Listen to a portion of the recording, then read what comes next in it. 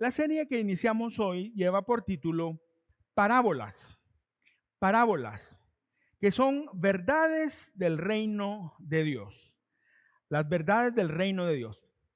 En la Biblia en la Biblia hay muchas parábolas, pero en el Nuevo Testamento específicamente hay por lo menos 37 parábolas. Algunos dicen que son 30, algunos llegan incluso a 40, porque hay algunas narraciones que son cortitas, pero realmente son una parábola. Algunos no los toman en cuenta, otros sí, esa es la diferencia. Pero son más o menos, digamos, 37 parábolas que hay en el Nuevo Testamento. Interesantemente, todas las parábolas están solamente en 3 de los 4 evangelios. Juan es el único evangelio donde no hay parábolas, pero en los otros 3, que se llaman evangelios sinópticos, se llaman así porque es como que nosotros pudiéramos ponerlo a la par y compararlos. Son muy similares en sus enseñanzas y en su forma de narrar. Juan es diferente. Pero estos 3, los sinópticos, son Mateo, Marcos y Lucas, contienen por lo menos 37 parábolas de Jesús. ¿En el Antiguo Testamento había parábolas? Sí, también había parábolas, no tantas, sino que las que llaman más nuestra atención son las del Nuevo Testamento, que son todas enseñadas por Jesús. Todas fueron enseñadas por Jesús. Después Pablo y los otros apóstoles no hablaban en parábolas. Fue Jesús el que hablaba en parábolas. Ahora, los temas de las parábolas de Jesús en general giran alrededor del reino de Dios. Por eso el título de la serie. Las parábolas son verdades del reino de Dios. En esas parábolas, el Señor nos enseña las realidades del reino, cuál es la dinámica del reino. Nos enseña qué es el reino, cuál es su valor, cómo entramos al reino, de qué manera viven sus ciudadanos. Esas son las enseñanzas de las parábolas. Por eso vamos a estudiar esta serie. Es una serie de 6 semanas, 6 domingos, y vamos a estudiar 5 parábolas. ¿Por qué son 6 y solo 5? Porque vamos a estudiar las 5 parábolas, pero hay una parábola que la vamos a dividir por su extensión en 2 partes. El tema de hoy es el sembrador. Nosotros la conocemos así, la parábola de el sembrador. ¿Y de qué habla la parábola? Vamos a dar una señal de lo que vamos a hablar. El sembrador habla de la importancia de escuchar bien. La importancia de escuchar bien. Las parábolas, mis amigos, no son lecciones moralistas. No son lecciones que tienen como propósito enseñar algo moral nada más. Aunque sí enseñan temas morales, pero son realidades. Las parábolas son realidades profundas que nos muestran verdades importantes sobre el evangelio. Por eso debemos estudiarlas. Así que vamos a ir al Evangelio de Lucas. Esta parábola está en 3 de los evangelios, está en Mateo, Marcos y Lucas, y vamos a estudiar la versión de Lucas principalmente, y vamos a hacer algunas acotaciones de las otras versiones. Muy bien, les invito a que vayamos a Lucas capítulo 8, versos del 4 al 8.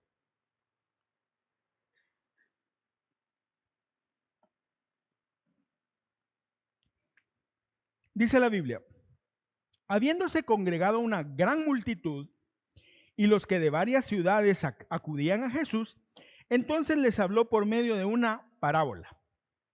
El sembrador salió a sembrar su semilla, dijo Jesús. Al sembrarla, una parte cayó junto al camino y fue pisoteada, y las aves del cielo se la comieron.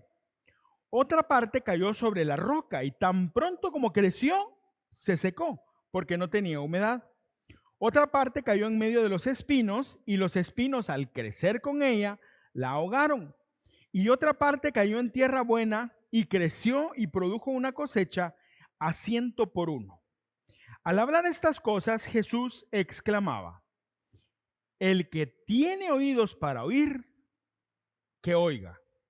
El que tiene oídos para oír, que oiga. Y esa frase es sumamente interesante y la vamos a explicar adelante. Vamos al primer punto. El primer punto es el contexto de la parábola. Cuando estudiamos las parábolas nos vamos a dar cuenta que todas están dentro de un contexto específico. Hay una razón específica por la cual Jesús las utilizó. No fue simplemente que Jesús andaba por ahí diciendo cualquier cosa, sino con un propósito específico, Dios enseñó la parábola. Así que vamos a leer nuevamente, pero solo el verso 4, y dice así: habiéndose congregado una gran multitud, y los que de varias ciudades acudían a Jesús, entonces les habló por medio de una parábola. ¿En dónde estaba Jesús? Jesús estaba en Galilea. La mayor parte de su ministerio, de esos 3 años que estuvo Jesús enseñando, los pasó en la parte norte de Israel, que es en Galilea. Ahí en Galilea estaba el lago de Genesaret o el mar de Galilea, así le llamaban, que es donde pasaron cosas como cuando Jesús caminó en el mar, en el agua, ahí fue. También donde pescaron milagrosamente los discípulos al principio, fue ahí. Al final, después de que Jesús había resucitado y se encontró con ellos, fue en ese lugar también. Ese fue como el centro de operaciones, si le podemos llamar de esa manera, del ministerio de Jesús. Jesús estaba ahí y dice que había una gran multitud. Muchísima gente lo seguía. ¿Por qué? Porque ya habían pasado por lo menos 2 años, un poco más de 2 años, desde que él había iniciado. Ya él ya tenía fama, la gente lo buscaba y habían visto los milagros que Jesús había hecho. Así que por eso había mucha gente que está buscándolo. Y entonces a esas alturas de su ministerio pasó algo. Jesús empezó a enseñar en parábolas. A veces nosotros pensamos que Jesús, todo su ministerio solo habló en parábolas, y no es cierto. Al principio de su ministerio, Jesús dio discursos como el Sermón del Monte, por ejemplo, y otros, donde él hablaba muy claramente de las cosas y todo el mundo las oía y todo el mundo las entendía. No había necesidad de explicaciones. Sin embargo, al final del segundo año, la hostilidad de los religiosos, de los fariseos, los sacerdotes y los escribas, o mejor dicho, la atención de esta élite religiosa ya se había vuelto hostil. Al principio, cuando Jesús inició, ellos estaban atentos porque les llamó la atención que había un nuevo maestro, otro maestro.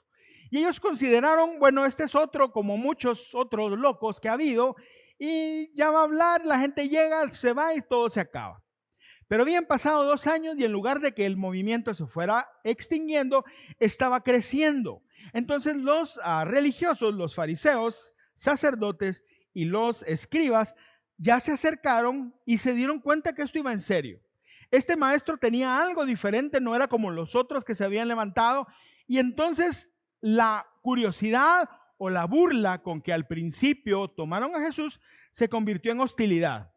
Entonces sí, ya leemos en los evangelios que los sacerdotes, fariseos y escribas se llegaban delante de Jesús y lo presionaban, lo retaban, le ponían trampas, le hacían preguntas con truco para poderlo hacer caer y acusarlo, porque ya había hostilidad. Entonces Jesús cambió, a raíz de esto, cambió su forma de enseñar. Ya no fue a través de discursos, sino a través de parábolas. Y en este punto estamos, y esta es precisamente, se cree, la primera de las parábolas. Llama mucho la atención porque la importancia de escuchar bien, que de eso se trata la parábola, es el primer tema que Jesús toca. Porque lo que Jesús estaba diciendo es, yo les traigo un mensaje y ustedes tienen que estar listos para escucharlo. Ahora nosotros podríamos pensar, bueno, eso fue para ellos hace 2000 años, para nosotros también. Porque cada domingo que nosotros venimos a la iglesia, nos sentamos y abrimos nuestra Biblia o nuestro teléfono en la aplicación de la Biblia y estamos esperando que el Señor nos hable. Estamos en la misma situación que ellos. El Señor va a hablar. La pregunta es, ¿estamos listos para escuchar?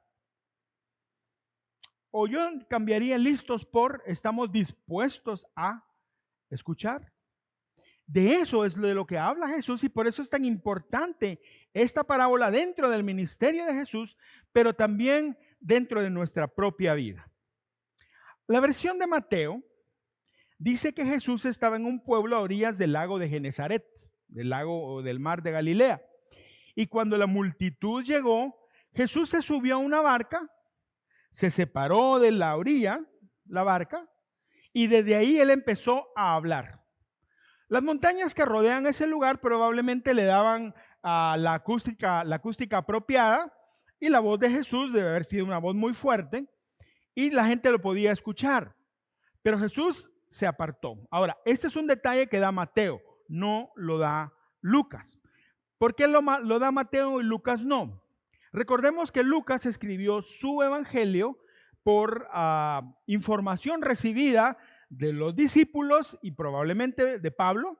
Bueno, no, seguramente de Pablo porque estuvieron juntos, pero Mateo estuvo allí. Mateo estuvo presente cuando eso pasó.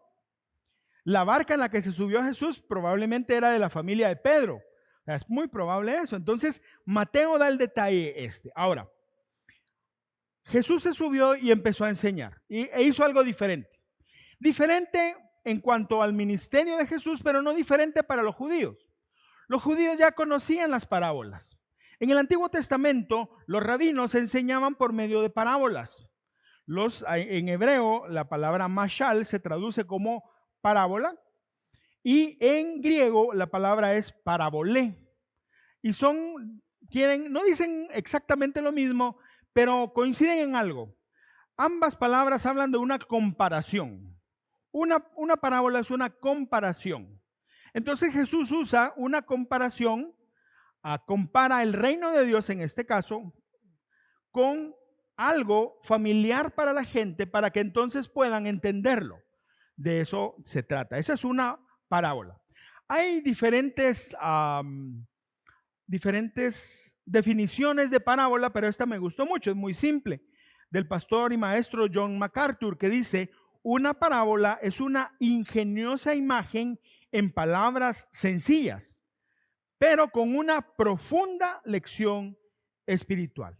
Entonces Jesús utiliza a partir de ahí parábolas para enseñar. No está enseñando cualquier cosa, no está enseñando cosas morales nada más, sino está enseñando profundas lecciones espirituales. Y esto nos lleva al segundo punto. Y esta es una narración sencilla y muy familiar. Una narración sencilla y familiar. Leamos los versos de Lucas 8, versos 5 al 8. Esta es la parábola, esta es la historia. El sembrador salió a sembrar su semilla. Al sembrarla, una parte cayó junto al camino y fue pisoteada, y las aves del cielo se la comieron. Otra parte cayó sobre la roca y tan pronto como creció, se secó, porque no tenía humedad.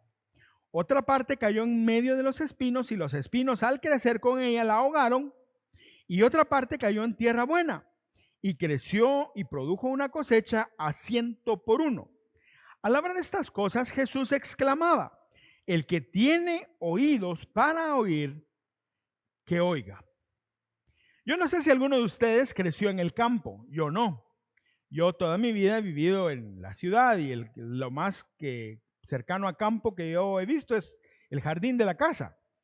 Pero no tengo la experiencia, no puedo sembrar, no tengo ni la menor idea de cómo hacerlo. Y creo que la mayoría de los presentes estamos en una situación cercana a la mía.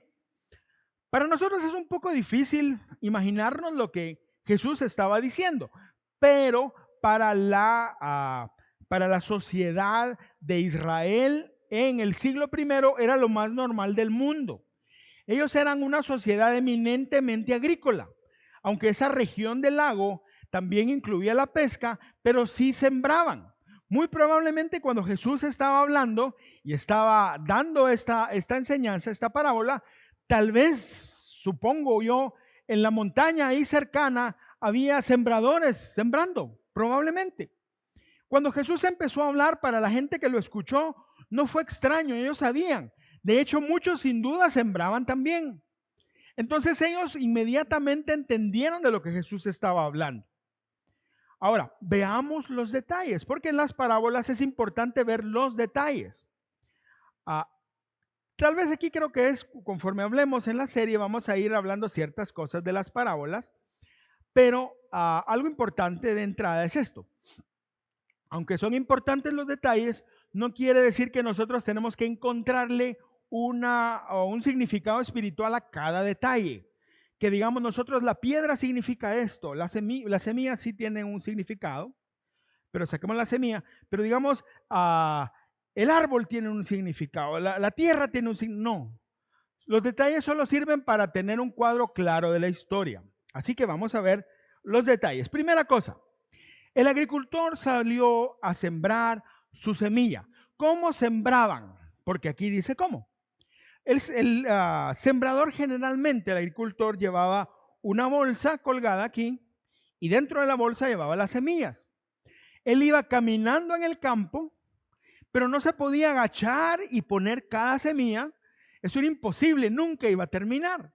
Lo que hacían era arar los campos y después el sembrador salía, agarraba semillas y haciendo un arco con su mano lanzaba las semillas. La idea era poder alcanzar la mayor parte de terreno más rápidamente y evitar que las semillas cayeran todas en el mismo lugar. Porque si las semillas caían todas en el mismo lugar, todas iban a morir, porque iban a competir unas con otras y no iba a funcionar. Un buen sembrador podía lanzar la semilla y podía esparcirla correctamente. De esto se trata. Entonces, primero es esto. Segundo, Jesús habla de terrenos. El sembrador sale y aunque era un campo, sin duda el campo de él, no era campo de varias gente, pero dentro del mismo campo había diferentes tipos de terreno y Jesús está hablando de eso. Y el primero que se menciona es un duro camino. Nosotros, los sembradíos de hoy en día están separados por malla, ciclón, pero no, casi no. Se utiliza alambre para cercar. Entonces están separadas por cercos. En esa época no había cercos. Los campos se separaban por medio de los caminos. Entonces la gente caminaba y había un campo de un lado que era de José, el otro era de Josué, y lo que separaban eran los caminos estaban ahí. Y el primer terreno era un camino. El camino, imagínense ustedes que aquí en nuestro país estamos ya entrando a la época de calor, pero imagínense ustedes allá, el cercano Medio Oriente, donde las temperaturas son tremendas, donde hay poca agua, cómo se ponen los caminos de resecos. Imagínense ustedes, eso es como que fuera casi cemento, y a eso se refiere. Entonces una parte cayó sobre el camino, la semilla no entró a ningún lado, simplemente debe haber rebotado y se quedó ahí. ¿Y qué pasó con esa semilla? Dice Jesús que como la gente caminaba ahí y la gente no andaba viendo, hay una semilla, no me paro, no, la gente caminaba. Entonces las semillas murieron porque las aplastaron. Pero no solo eso, las aves, los pájaros, llegaban y se comían las semillas. Cuando yo era pequeño, mis papás me llevaban a una iglesia allá en el centro de Guatemala, donde había palomas. Yo creo que aquí también, allá en el centro, debe haber iglesias. Y allá le vendían a uno, no sé por cuánto, porque nunca lo pagué yo, pero le vendían a uno unas bolsitas con maicillo, creo que era. Entonces la diversión de los niños era agarrar el maicillo, tirar las semillitas y llegaban el montón de palomas. Y ahí las palomas felices, porque las aves comen así. Entonces esas semillas, cuando fueron echadas sobre el camino, las palomas, no son palomas, las aves, no sé qué aves eran, llegaban y se las comían. Y otras eran aplastadas por la gente cuando pasaba. O sea, se perdía. ¿Eso era porque el sembrador era mal sembrador? No, es que era inevitable. Por la forma como él lo hacía, era inevitable que tal vez el viento empujara algunas afuera. Eso pasaba siempre. Después sigue Jesús hablando de un segundo terreno. Y Jesús habla de una roca. Ahora, aquí no está hablando de una piedra, una lápida de roca, porque ningún agricultor inteligente iría a echar sus semillas en una lápida de roca, como ningún agricultor vendría a un patio con cemento y echaría semillas. Eso es ilógico, ninguno lo haría. ¿A qué se refiere entonces?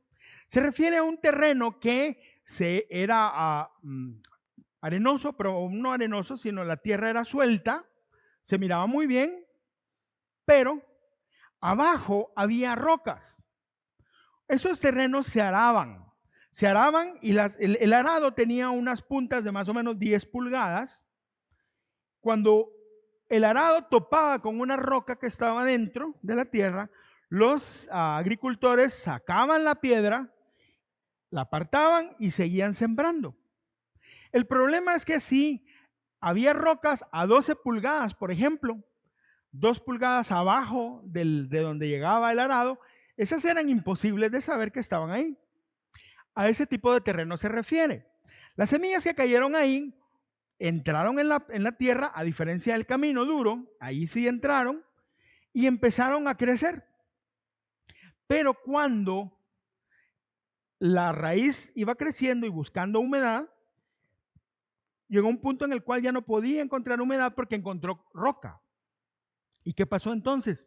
La planta que al principio había empezado a brotar, a germinar, de repente se secó porque no tenía humedad suficiente. El tercer terreno que Jesús menciona es el suelo infestado de malas hierbas, lleno de vegetación inútil. ¿De qué mala hierba está hablando? De espinos, ortigas y cardos. Y de hecho lo menciona. O espinas, ortigas y cardos. Creo que hay dos características principales de estas plantas. La primera es que son inútiles, no sirven para nada, más que para afectar a otras plantas. Y la segunda es que todas tienen espinas. Todas tienen espinas. Ok, ahora, nuevamente, un sembrador, un agricultor inteligente, no iba a ir a desperdiciar su semilla preciosa en un lugar lleno de mala hierba. O sí, ustedes piensan que lo haría, no lo haría. Entonces, ¿a qué se refiere? Está hablando de raíces que están ocultas, no se ven. A nosotros nos pasó algo hace unos años, allá en casa. Nosotros teníamos una parte donde la grama ya no había, ya se había secado. Y alguien me llamó y me dijo, mira, fíjate que nosotros estamos sembrando grama en la casa y quitamos la que había, está bonita. Si querés te la llevo. De veras, sí. ¿Cuánto me cobras? No, te la regalo. Tráeme 2, le dije. Y llevó la grama y la vimos muy bonita.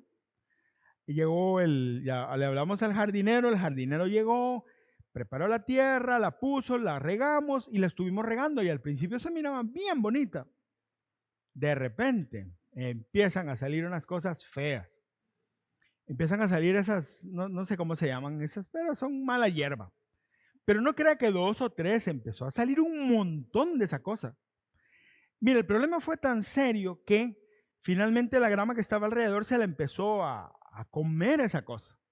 No es que la hierba sea carnívora, no es la palabra, pero no es que se coma la otra.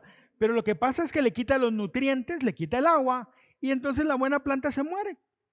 La mala hierba es terca y no se mira. Ese es el problema que pasaba en este campo. La semilla entró, pero la mala hierba estaba ahí. Ahora, esto no es casualidad. Génesis 3, 17 y 18. Dice, Dios le dijo al hombre, por cuanto hiciste caso a tu esposa y comiste del árbol del que te prohibí comer, le está hablando a Adán después de haber pecado. Oiga lo que dice el Señor, maldito será el suelo por tu culpa. Con sufrimiento comerás de él todos los días, o sea, va a ser difícil. Verso 18, la tierra te producirá cardos y espinas y comerás hierbas silvestres. Eso es parte de la maldición por el pecado. Por eso es que no se preocupe si en sus macetas sale mala hierba. La mala hierba no se invita, solo llega. Así es. Y eso es lo que pasó aquí. Y finalmente, Jesús está hablando o habla acerca de la tierra fértil. La tierra fértil es donde las semillas que caen, el campo está arado y las semillas entran y se desarrollan muy bien. Pueden profundizar en el terreno porque no hay piedras, no quedan a la orilla donde las aves se las comen, sino que sus raíces penetran profundamente.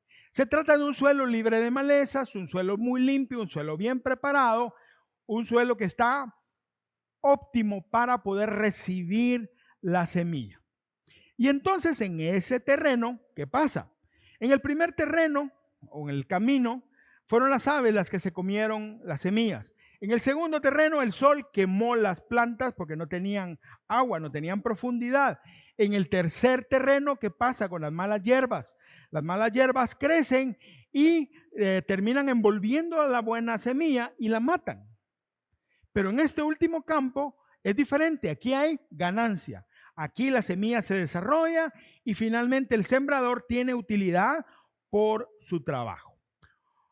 Mateo y Marcos en sus versiones agregan algo. Ellos dicen que la semilla produjo 30, 60 y 100 por uno, dice Mateo, y Marcos dice 100, 60 y 30. Uno lo dice de una manera, el otro de otra, pero la idea es esta. Hay diferentes rendimientos. Ahora, 30% dirá uno, eso es poquito. En realidad, que un campo, que un agricultor tuviera el 10% de ganancia sobre su campo era ganancia, era muy bueno. 30 era una maravilla, 60 era increíble y 100 de oídas, porque no era normal. Pero Jesús dice, hay una gran utilidad, hay mucha ganancia. Ok, antes de seguir adelante, reconozcamos algunos puntos importantes.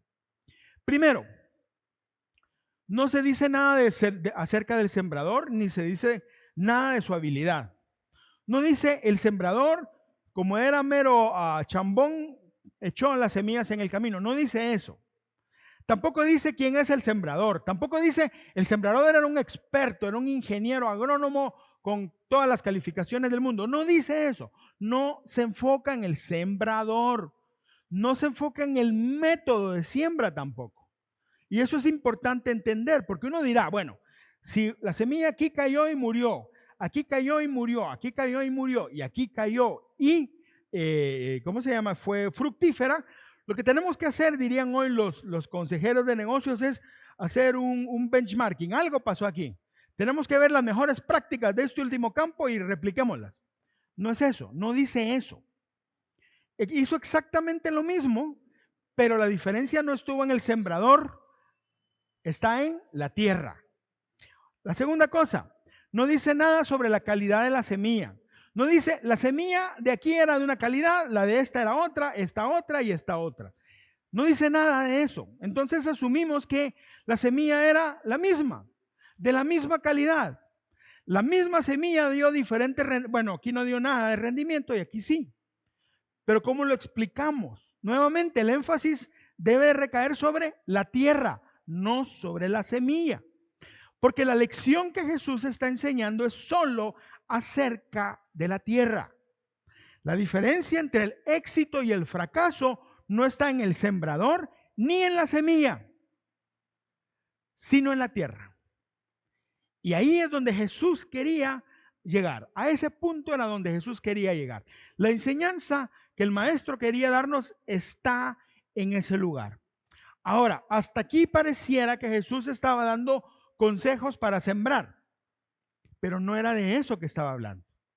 El verdadero sentido que Jesús quería darle a esta historia requería una explicación. Las parábolas son así. Aunque todos entendemos los detalles, podemos quedarnos ahí o podemos profundizar y comprender el motivo por el cual Jesús enseñó. Y esto nos lleva al tercer punto, y es hacernos esta pregunta: ¿por qué Jesús hablaba en parábolas? ¿Por qué Jesús hablaba en parábolas? ¿No hubiera sido más fácil que Jesús les dijera de otra forma, como antes, al principio del ministerio? Pero ahora lo hizo así. ¿Por qué? Leamos Lucas 8, versos 9 y 10.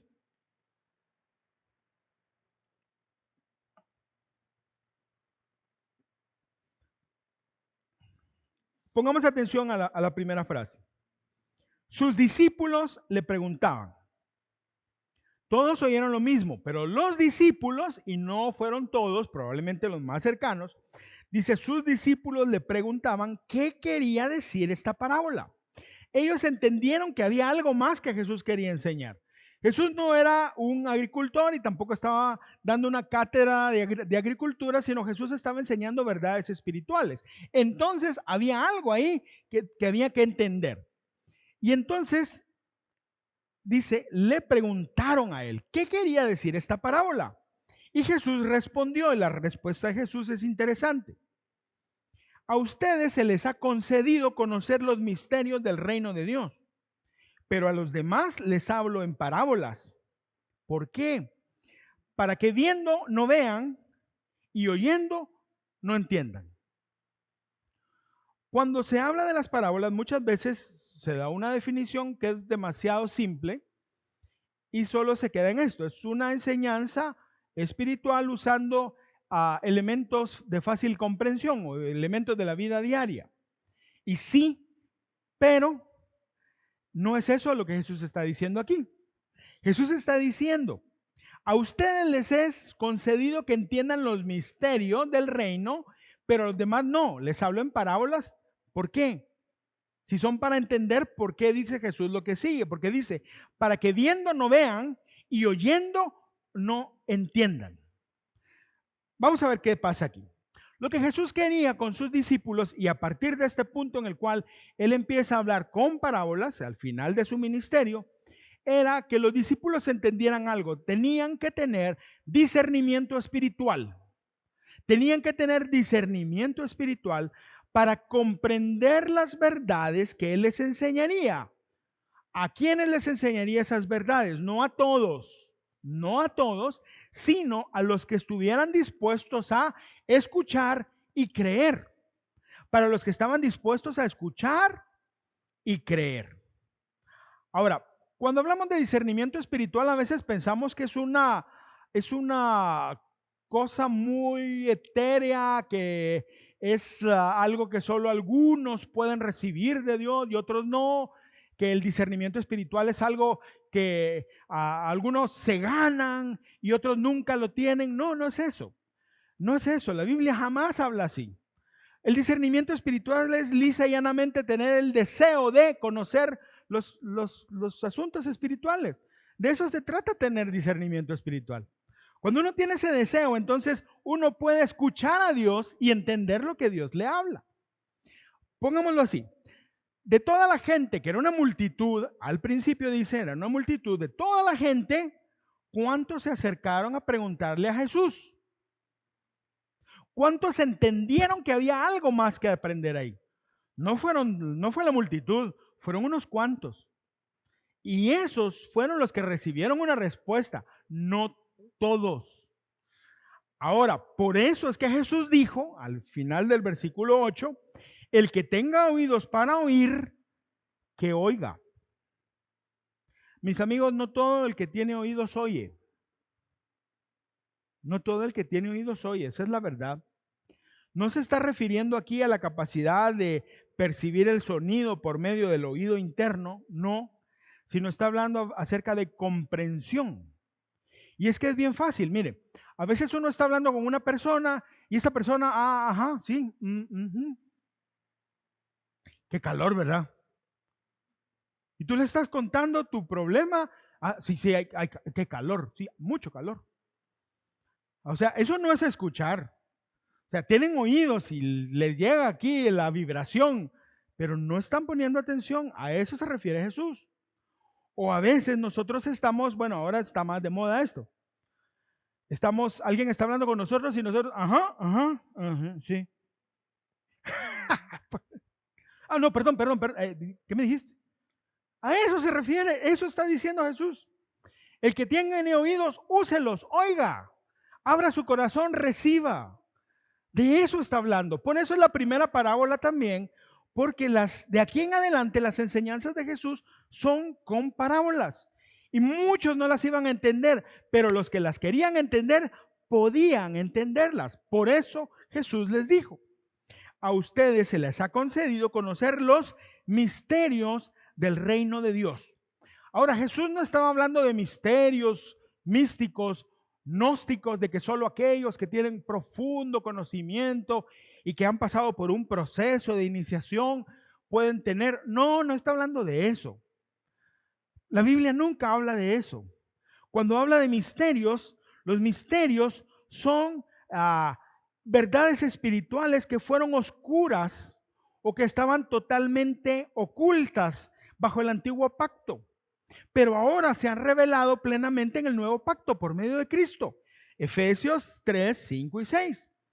Dice Pablo, ese misterio, que es una palabra griega, musterio, ese misterio que en otras generaciones no se dio a conocer a los seres humanos, ahora se ha revelado por el Espíritu a los santos apóstoles y profetas de Dios. Y aquí explica cuál es ese misterio, porque si no sigue siendo misterio. Y lo explica y dice, es decir, que los no judíos son junto con Israel beneficiarios de la misma herencia, miembros de un mismo cuerpo y participantes igualmente de la promesa en Cristo Jesús mediante el Evangelio. Efesios 6, 19. Dice Pablo, oren también por mí para que cuando hable, Dios me dé las palabras para dar a conocer con valor el misterio del Evangelio. Ahora, ¿a qué se refiere? No es algo místico, oscuro, que solo unos tienen. No, sino está refiriéndose a algo que antes no se sabía y ahora sí. Cuando Jesús vino, Jesús abrió el entendimiento a muchas cosas. A eso se refiere. Ahora, ¿por qué Jesús usaba las parábolas? Para que oyendo, para que viendo no vean y para que oyendo no entiendan. Y Marcos agrega una frase, para que no se salven. Y eso es interesante, para que no se salven. Ahora, ¿qué quiere decir eso? ¿Que Jesús intencionalmente vino a hablar cosas que nadie iba a entender para que ninguno se salvara? No. A lo que se refiere es a esto. Se refiere a aquellos que no quieren escuchar. Aquellos que no quieren oír. Los que no quieren oír no van a escuchar, no van a entender. Hay un dicho popular que dice, no hay peor ciego que el que no quiere ver y peor sordo que el que no quiere oír. ¿Usted se ha topado con alguien que no quiere oír? ¿No le ha pasado de repente que alguien está metiéndose en un gran problema, va directo al hoyo y usted le habla y le dice no lo hagas y se enoja con usted y le dice vos no sabes, no te metas?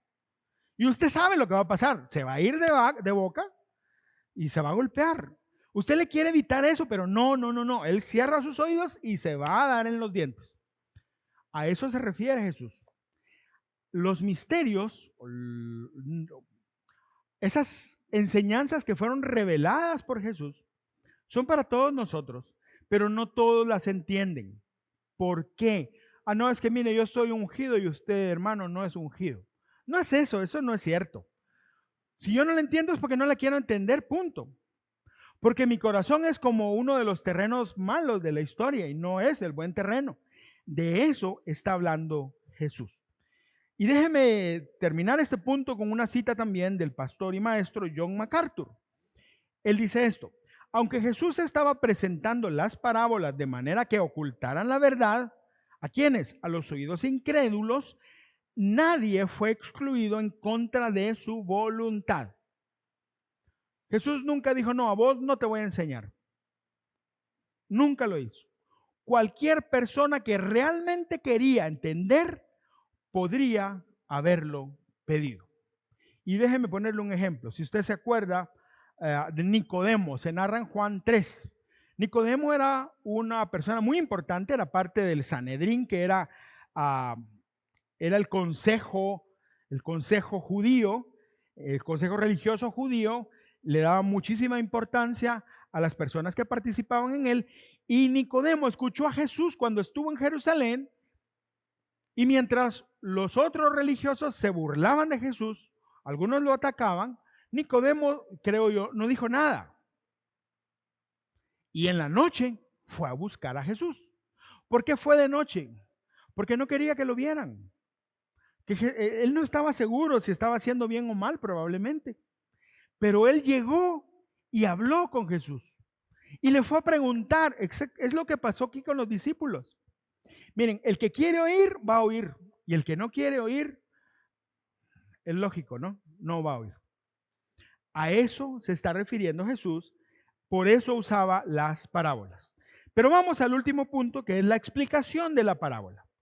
Algunas parábolas, como vamos a ver en las siguientes semanas, nosotros vamos a profundizar en ellas para entenderlas. Pero esta es una de las parábolas donde Jesús da la explicación. Aquí vamos a ver lo que Jesús dijo que él quería decir. Aquí nos ahorró una parte de ese camino. Ahora, ¿por qué lo hizo aquí y en otras no? Porque esta parábola es muy importante. Porque aprender a escuchar a Dios es vital en el reino. Por eso Jesús lo explicó todo, lo dio en bandeja de plata, diríamos hoy. Vamos a leer los versos del 11 al 15, pero vamos a leerlo uno por uno. Vamos con el primero, verso 11. Jesús dijo, la parábola es esta, al explicar, dijo, la parábola es esta. La semilla es la palabra de Dios. Aquí está claro, Jesús no está dando una clase de agricultura. Jesús está hablando de escuchar la palabra de Dios. Y esta es la clave, la primera clave. En una parábola tenemos que tener la clave para entenderla. Si no entendemos, si no encontramos la clave correcta, no vamos a entender lo demás. Jesús es muy claro. La palabra, la semilla representa la palabra de Dios. Ahora, específicamente en ese momento, Jesús se estaba refiriendo al mensaje del Evangelio, que no habían escuchado, lo empezaban a escuchar ahí. Primero fue Juan el Bautista y ahora Jesús, el mensaje del Evangelio, de las buenas nuevas de salvación. A eso se refiere. Ahora, nosotros que somos cristianos, hemos recibido el mensaje del Evangelio y creímos. Por eso nosotros hoy somos hijos de Dios. Pero igualmente, aquí hoy, sentados ustedes, parado yo, estamos recibiendo la palabra de Dios. Estamos recibiendo la semilla de Dios. La pregunta es, ¿qué clase de terreno soy? Porque ya vimos que lo importante no es la semilla es buena, el sembrador también. Lo importante es el terreno. La Biblia en Isaías 55:11 menciona, de alguna manera, la forma de sembrar que Jesús usó, lo menciona, pero no hablando específicamente de una semilla. Dice Isaías 55:11. Así es también la palabra que sale de mi boca. No volverá a mí vacía, sino que hará lo que yo deseo y cumplirá mis propósitos. La palabra de Dios sale de su boca y cumple su propósito. En algunos cumple su propósito y en otros no. Porque el terreno es el que hace la diferencia. Tal vez creo que eso lo dije mal. El propósito de Dios siempre se cumple, pero es diferente en ambos. Creo que habría una explicación adicional muy larga que no tenemos chance. Si quieres saber a qué me refiero, al final acérquese y platicamos del asunto. Muy bien. Otra cosa importante, el sembrador no se identifica. Aquí no dice que el sembrador es Dios, tampoco dice que el sembrador es Jesús. En Mateo 13 hay 7 parábolas en fila. La primera es esta del sembrador y la siguiente se conoce como la del trigo y la cizaña. En la del trigo y la cizaña se dice que el sembrador es el Hijo del Hombre, o sea, Jesús. Pero está hablando de una parábola diferente, así que no podemos decir o extrapolar que, como en esta parábola, el sembrador es Jesús, en esta también. No. Eso es un asunto, creo que es importante decirlo. A veces nosotros decimos o escuchamos cosas como esta. En la Biblia el fuego siempre es un símbolo del Espíritu Santo. No es cierto. No es cierto. No todas las veces cuando se habla de fuego, se habla del Espíritu Santo. Por ejemplo, dice que Sansón le prendió fuego, agarró unas antorchas y se las amarró a la cola a unas zorras y soltó a las zorras en los campos de trigo de los filisteos. Y ahí no era el Espíritu Santo quemando un trigo, era el fuego quemando un trigo. O sea, no podemos extrapolar. Tenemos que tener mucho cuidado con eso. Entonces aquí, volviendo a la parábola, el sembrador no sabemos quién es. ¿Cómo lo podemos entender? El sembrador puede ser cualquiera. Cualquiera que hable la palabra de Dios puede ser un sembrador. Cuando usted comparte la palabra de Dios con otros, usted está sembrando, según lo que dice Jesús. Pero sigamos adelante. El mensaje de esta parábola, nuevamente y enfatizo, tiene que ver con el terreno. Entonces la semilla es la palabra de Dios y el corazón es, o la tierra es, el corazón humano. Entonces, ¿de qué está hablando Jesús? Está hablando de corazones que son receptivos unos y otros no son receptivos. De eso a eso está hablando. La primera lección entonces de esta parábola es que la respuesta de una persona a la palabra de Dios depende de la condición del corazón de esa persona. La respuesta de una persona a la palabra de Dios depende de la condición del corazón de esa persona. Por eso, si usted viene a la iglesia y sale de aquí y dice, no, y el pastor, nada, perdido, estuvo aburrido, me dormí, pastor, está loco.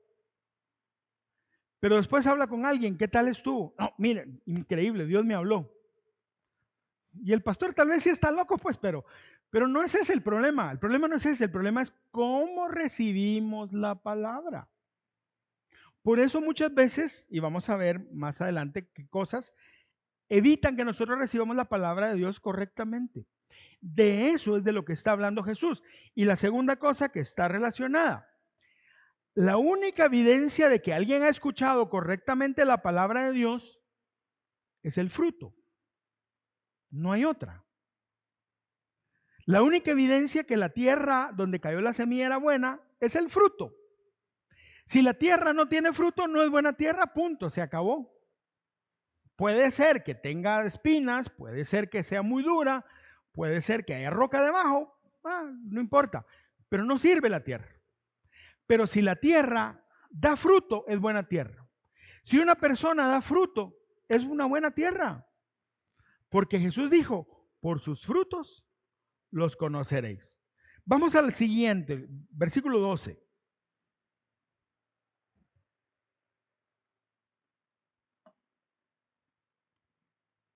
Versículo 12 dice así: aquellos a lo largo del camino son los que han oído, pero después viene el diablo y arrebata la palabra de sus corazones para que no crean y se salven.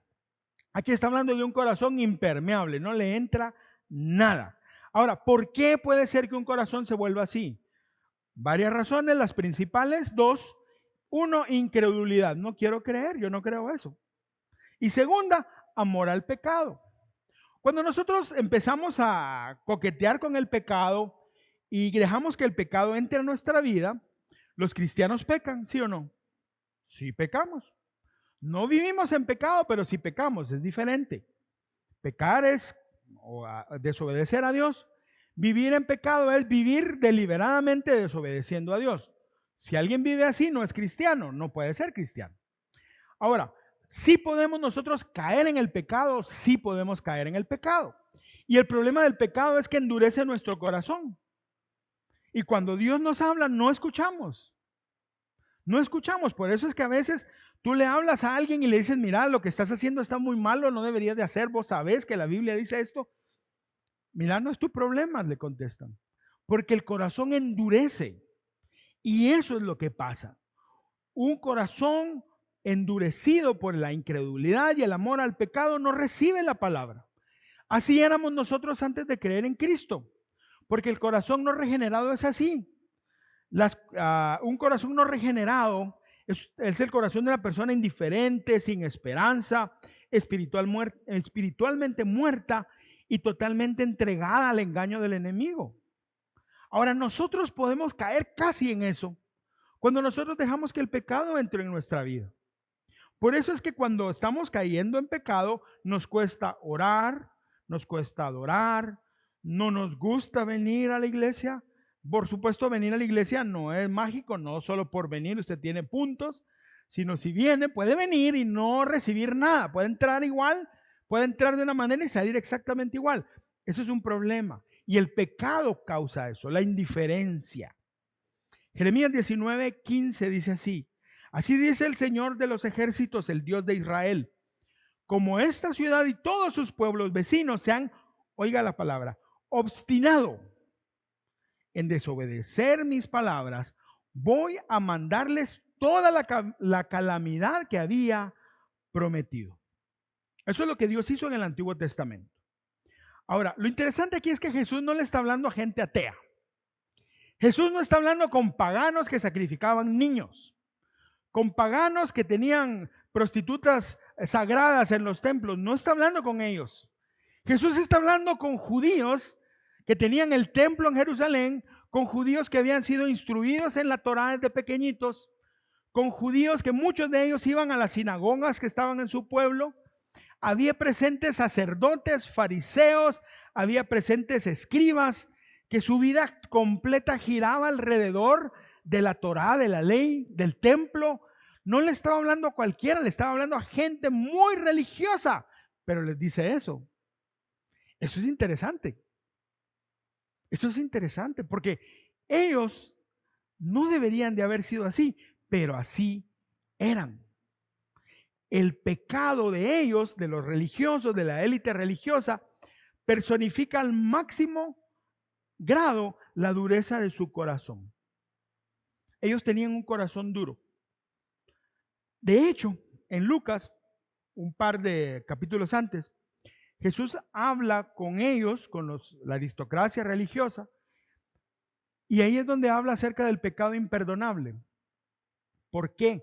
Porque los religiosos estaban viendo los milagros que Jesús hacía, nadie había hecho esos milagros, y los milagros no son comunes y corrientes, ni en esa época ni hoy. Los milagros, son extraordinarios, pero Jesús concentró en su ministerio la mayor cantidad de milagros que la humanidad entera ha visto. Era imposible creer que esos milagros eran casualidad o venían de otro lado. Y aquellos que habían estudiado la Torá y las escrituras, a los profetas por mucho tiempo, tuvieron parado frente a ellos al Mesías. ¿Y qué dijeron? Esos milagros los hace porque los hace el diablo, hijo del diablo. Así le dijeron. Eso es el pecado imperdonable, la incredulidad, un corazón duro. Ahora, amigos, ¿qué pasa con esas personas? Llega la palabra de Dios, pero así como llega el diablo inmediatamente y se los lleva. No, a ellos, perdón, se lleva la palabra, no se los lleva a ellos. Lo dije mal. No van a creer que estoy diciendo algo diferente. Son las aves que llegan y se comen la semilla. Entonces hay gente que recibe la palabra, pero como su corazón rebota la palabra, viene el diablo inmediatamente y se la lleva. Y salió como entró, no pasó absolutamente nada. El diablo usa falsos maestros que enseñan mentiras. El diablo usa mentiras y metiendo al corazón de las personas mentiras, diciéndoles, por ejemplo, a alguien está viviendo en pecado. Muchas gracias. Alguien está viviendo en pecado y Dios le habla y dice, no, yo estoy bien. De repente hay una enseñanza por ahí donde dice, no, es que el Señor conoce tu corazón y el Señor no juzga como juzgan los hombres. Y viene aquella persona y dice, no, está bien, entonces no hay problema. Gracias chicos, muchísimas gracias. Entonces no hay problema, todo está bien. ¿Y sabe qué está pasando? El diablo se está robando la semilla. Ese es el primer terreno. Por eso, mis amigos, tenemos que tener mucho cuidado, y esta es una advertencia. No le demos cabida al pecado en nuestro corazón, porque nos volvemos duros a la palabra de Dios. No le demos cabida al pecado en nuestro corazón, porque nos volvemos duros a la palabra de Dios. Versículo 13. Aquellos sobre la roca son los que cuando oyen, reciben la palabra con gozo, pero no tienen raíz profunda. Creen por algún tiempo y en el momento de la tentación sucumben. En el momento de la tentación sucumben. Vimos que era aquel terreno donde la semilla entra, empieza a germinar, pero hay un punto en el cual ya no puede alimentarse porque hay roca, entonces se seca. Ahora, cuando una persona escucha la palabra de Dios, miren, yo conocí una persona que cuando estábamos en la iglesia donde estábamos en ese tiempo, cuando el pastor predicaba, esta persona salía de ahí, amén, gloria a Dios, hoy sí voy a hacer esto, voy a hacer lo otro, y en el nombre de Jesús ya va a ver, y salía de ahí. Nosotros nos encontramos con esta persona una vez, creo que fue martes, y cuando yo la vi en el supermercado dije, bueno, esta hermana salió con todo el domingo. ¿Cómo está, hermana? Era una señora. Hermana, ¿cómo está? Ay, fíjese, hermano, que... ¿Y qué pasó? Pues, o sea, la palabra de Dios solo sirve el domingo en la iglesia y el lunes queda un poquito y el martes, ¡pah! Pero ¿sabe qué? De ahí nos dimos cuenta que cada domingo salía igual y después ya no la vimos, pero yo supongo que ya el martes o miércoles ya. ¿Por qué? Y aquí es lo que está Jesús explicando. Cuando un corazón, está hablando de un corazón poco profundo, que rápido se emociona, pero como no tiene profundidad, así como llega, se va. Así como llega y al final sale contento y con todo, después todo se va. ¿Por qué? Porque entonces se da cuenta de la realidad. Aquí en la iglesia todos creemos lo mismo, alabamos al Señor, oramos juntos, aquí hay un ambiente de fe y salimos todos como fortalecidos. Pero allá cuando te vas a enfrentar con los problemas del día a día o las calamidades de la vida, entonces aquello que recibiste, ¡fum!, se va. Y el problema de eso es que nunca madura el fruto, siempre se muere. Por eso es que recibe y se muere el fruto, recibe y se muere. Por eso es importante entender esto. Una explosión de alegría ante una palabra de Dios no es símbolo o signo de que haya realmente una conversión auténtica. Más bien tiene que ver con emociones. Yo no estoy diciendo que uno no se tiene que emocionar cuando Dios le hable. Cuando a mí Dios me habla, yo me alegro. Pero esa alegría debería de durarme todos los días. Yo me acuerdo que cuando yo era pequeño había un corito en la iglesia que decía: yo me gozo el lunes, yo me gozo el martes, yo me gozo el miércoles, yo me gozo el jueves, yo me gozo el viernes, sábado también. Y al llegar domingo sigo con el gozo. ¿Y sabes por qué? Porque tengo a Cristo que me da. Amén. No me acordaba de la última parte. Y los coritos son, de verdad, a mí me impactaron. Muchos coritos, yo aprendí Biblia cantando. Pero bueno, perdón. Un gozo de un solo momento no es un signo de conversión. Lo que verdaderamente demuestra una conversión profunda, que la palabra de Dios hace su obra, es una vida que da fruto duradero. Al principio cuesta, claro que sí. No quiere decir que desde el primer momento uno sale ya fuerte, no. Va a haber subida, bajada, pero no vas a ir así, sino si fuera una gráfica vas a ir así, pero cada vez vas adelante. Jesús dijo: al árbol se le conoce por su fruto. Ahora, si nuestra vida no da el fruto que debería de dar, es porque hay un problema. Si nuestra vida no da el fruto que debería dar, hay un problema. Y el problema, ya vimos, no está con el sembrador. El problema no está con la semilla. El problema está en el corazoncito, en nuestro corazón. Vamos a versículo 14. La semilla que cayó entre los espinos son los que han oído, y al continuar su camino son ahogados por las preocupaciones, las riquezas y los placeres de la vida, y su fruto no madura. Y su fruto no madura. Yo una vez leí una historia que me pareció tan increíble que la busqué para ver si era cierto. A alguien se le ocurrió crear, porque al final fue una cosa genética, una raza de perro que no envejece. A todos nos gustan los cachorritos son lindos. Cuando el perro empieza a crecer o el gato empieza a crecer y empieza a molestar, ya dice uno: ay, este animal, ¿no? Pero chiquito es lindo. Entonces hicieron ahí una mezcla genética y hay un perrito, que si usted quiere, búsquelo, no me acuerdo cómo se llama, pero busque eterno cachorro, perro que no crece. Cuesta como $5,000. Si tiene $5,000 y quiere tener un cachorro eterno, ahí está. Ahora, ¿por qué lo hicieron? Porque todo el mundo ama los cachorros. Nosotros tenemos una perrita que ella, por cuestión de herencia, quedó chaparrita y tiene carita de chiquitilla, pero ya tiene sus 10 años. Ya es una señora, pero parece niñita. Por chiquita, nada, por chiquita, por lo demás. Ahora, ¿por qué le digo esto? Porque hay cristianos que tienen 30 años, hermano. Dios, hace 30 años con el pastor fulano de tal, acepté al Señor. Pero su vida sigue siendo lo mismo que hace 30 años. Perdóneme, pero hay algo malo está pasando. No puede ser que yo tengo 30 años de ser creyente y sigo en la misma. No puede ser. ¿Por qué? Proverbios dice, porque la vida del justo es como la luz de la aurora que va en aumento hasta que el día es perfecto. Y aquí está hablando de hermanos o de personas así. Me adelanté al decir hermanos, pero realmente sí, hay cristianos que son así. Ahora, hay una gran receptividad, aparentemente, hay una conversión genuina, pero el corazón es un corazón incrédulo. Es un corazón emocional y superficial. Se parece mucho al anterior. ¿Por qué? Porque hay impurezas en él. ¿Cuáles son esas impurezas? Jesús habló de cardos de ortigas. Ahora, aquí la Biblia nos enseña que hay impurezas en nuestras vidas que causan eso. Una vida enamorada del mundo causa eso. Los afanes y las riquezas. Y no se trata solo de tener plata. Yo por eso no tengo problema, porque yo no tengo dinero. Pero anhelas tener dinero, es la misma historia. No es tenerlo, no tenerlo, es poner el corazón en el dinero. Ahora, la clave es esta.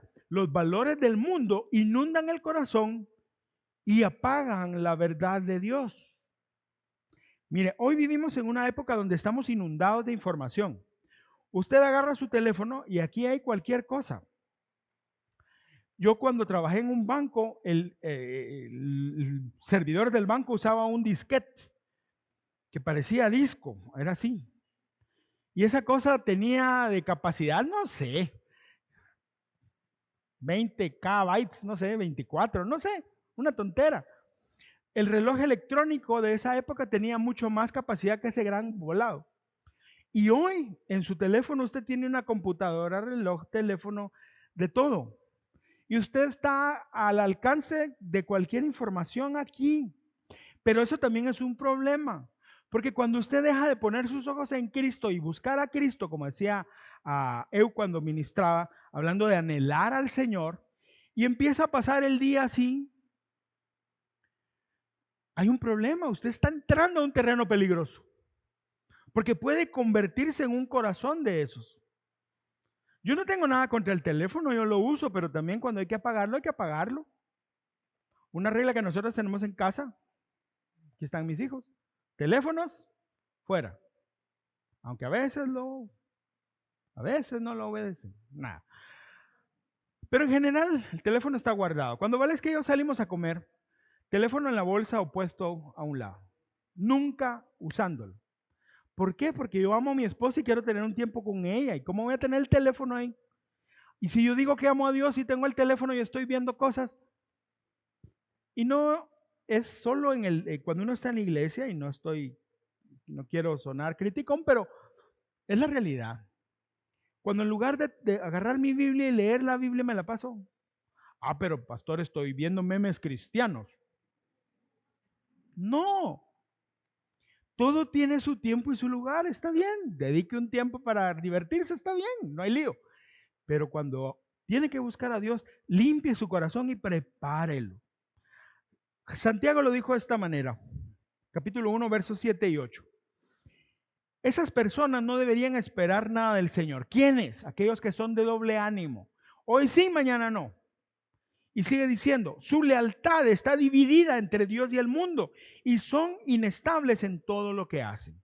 Juan lo dijo de esta otra forma. 1 Juan 2, 15, 16. No amen a este mundo ni las cosas que les ofrece, porque cuando aman al mundo no tienen el amor del Padre en ustedes.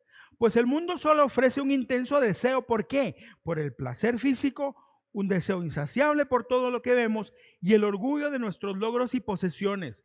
Nada de eso proviene del Padre, sino que viene del mundo.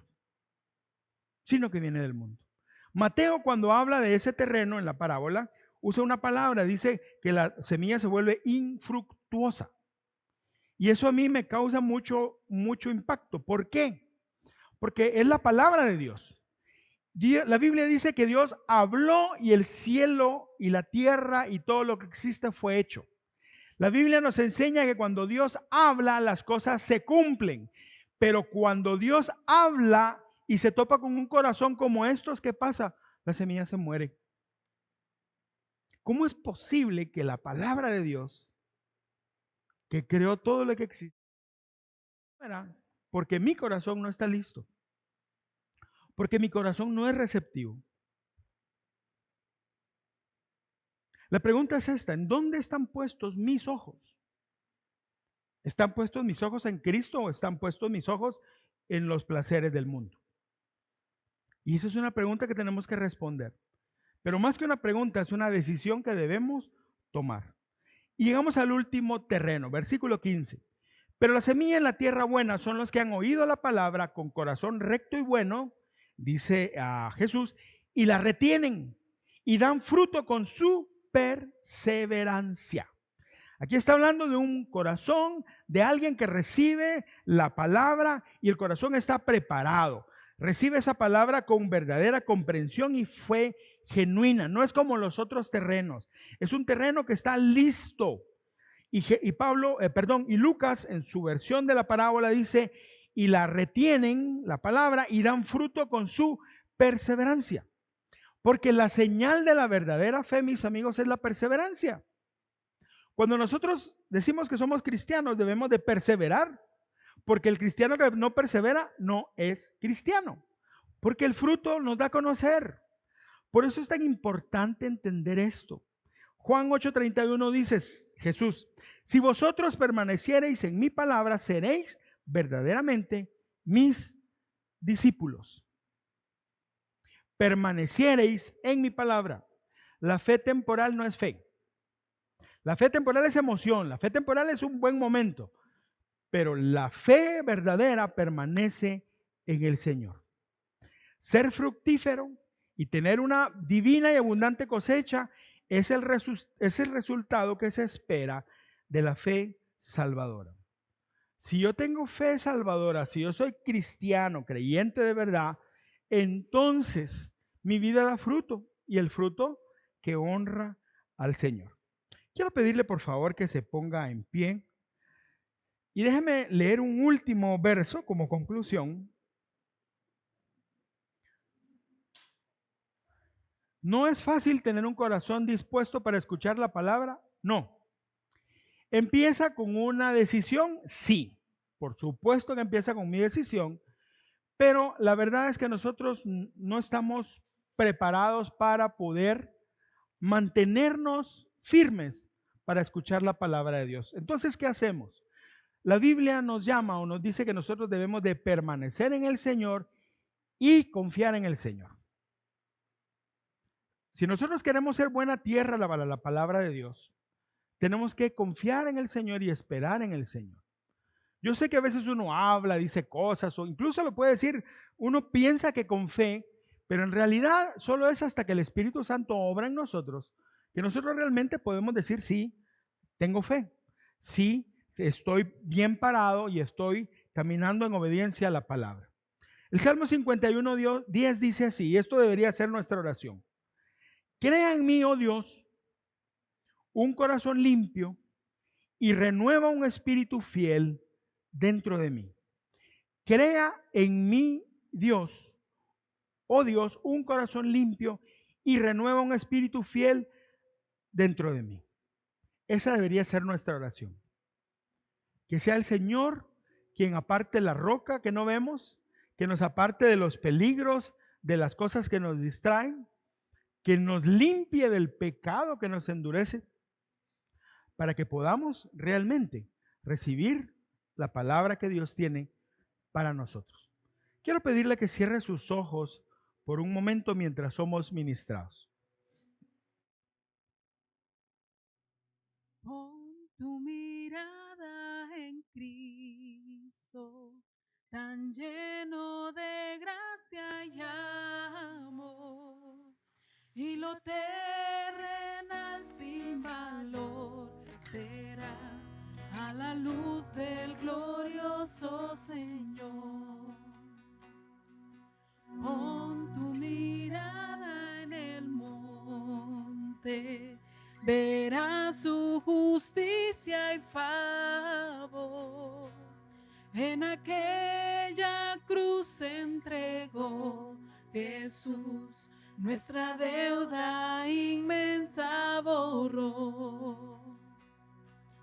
Cristo, mis ojos pongo en ti. Cristo, mi gloria y galardón, te adoro.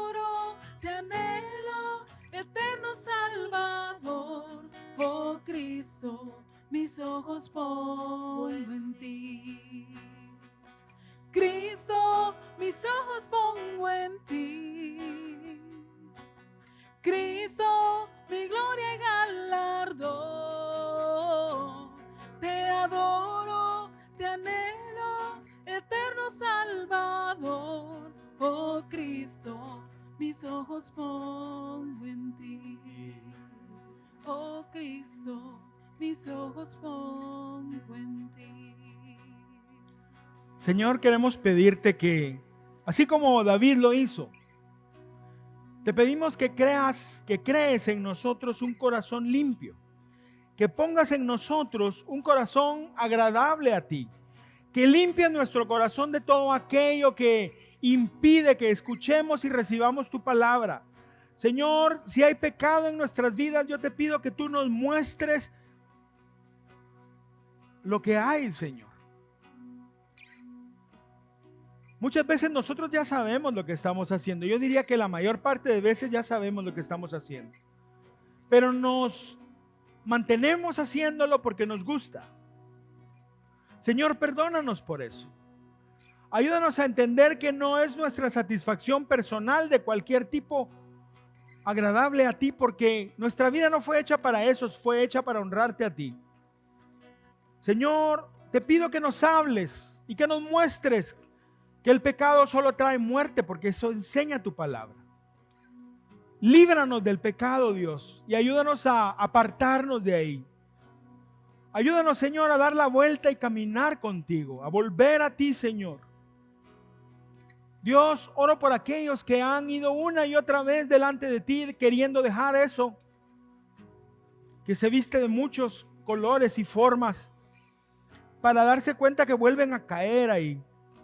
Señor, yo te pido en el nombre de Jesús que afirmes nuestros corazones, todos nuestros corazones, porque solamente tú puedes sacarnos de ahí. Bendito Dios, limpia nuestro corazón del pecado. Muéstranos, Señor, también si hay rocas debajo. Tal vez son ideas, pensamientos, enseñanzas que están bloqueando lo que tú quieres hacer en nuestra vida. Tal vez son hábitos que no son pecaminosos necesariamente, pero que impiden que nosotros entreguemos nuestra vida a ti. Y Señor, líbranos de aquellas preocupaciones de la vida. Señor, te pedimos que tú afirmes en nuestro corazón que nuestra vida está en tus manos. Y que no importa lo que pase, tú siempre nos vas a sostener. Que nos ayudes a confiar y a esperar en ti. Que nos ayudes a dejar nuestros asuntos en tus manos, a ser diligentes, pero dejarlos en tus manos y esperar en ti, Señor, por tu bendición. Para que nosotros podamos tener corazones limpios que puedan recibir tu palabra. Y te pedimos que nuestro corazón dé fruto abundante para tu gloria, Dios. Que la palabra transformadora tuya haga eso precisamente en nuestras vidas. Transformarnos, que ya no seamos siendo iguales, que no sigamos luchando con los mismos problemas de antes, sino que tú obres y transformes nuestro corazón. También oro, Dios, y te pido que nos ayudes a entender que cuando nosotros compartimos de tu palabra con otros, habrá quienes reciben con gozo tu palabra y otros que no. Señor, si nosotros somos diligentes y fieles al compartir de lo que tú nos has dado y nos mandas a hacer, no somos nosotros el problema, Señor, sino es el corazón de las personas. Te pedimos que tú obres en los corazones, Dios. Así como el agricultor tenía que arar primero, te pedimos que tú ares en esos corazones. Porque Espíritu Santo, tú eres el que convence de pecado, de justicia y de juicio. Y que cuando nosotros sembremos la semilla de tu palabra, esa semilla dé fruto abundante de acuerdo a tu propósito, Señor, y de acuerdo también a la decisión de cada uno. Ayúdanos a entender que nosotros compartimos tu palabra, pero el resultado depende de ti. Señor, gracias por esta enseñanza profunda. Y ayúdanos, Señor, a ser de los que tenemos oídos y oímos, no de los que tenemos oídos, pero no nos sirven para nada. Bendito Señor, gracias. Abre nuestro corazón para que podamos caminar contigo en este reino tu reino instaurado, inaugurado aquí en la tierra, y que podamos estar contigo gozándonos en el reino instaurado allá en el cielo. Bendito Dios, ahora antes de salir de este lugar, traemos a tu altar, al alfolí, Señor, las ofrendas que son el fruto del trabajo que tú nos has dado, de las oportunidades que nos das. Lo traemos al alfolí para presentarlo ante ti, porque te amamos y queremos honrarte con todo nuestro corazón. Te pido que bendiga, Señor, cada ofrenda y que también tú proveas lo necesario y en abundancia a mis hermanos, Dios. Lo hacemos con alegría y gozo y lo hacemos para que tu nombre sea compartido con muchos en el mundo. Bendito Dios, salimos de este lugar y te pedimos que tu mano esté sobre nosotros y que en esta semana sigas hablándonos y nos enseñes, Dios, a tener un corazón limpio, un corazón dispuesto para escucharte, un corazón que pueda dar fruto abundante para que tu nombre sea glorificado. En el nombre de Jesús oramos. Amén y amén. Dale un fuerte aplauso al Señor, por favor. Que el Señor le bendiga, que la gracia de Dios brille sobre sus vidas. Nos vemos la próxima semana. Bendiciones.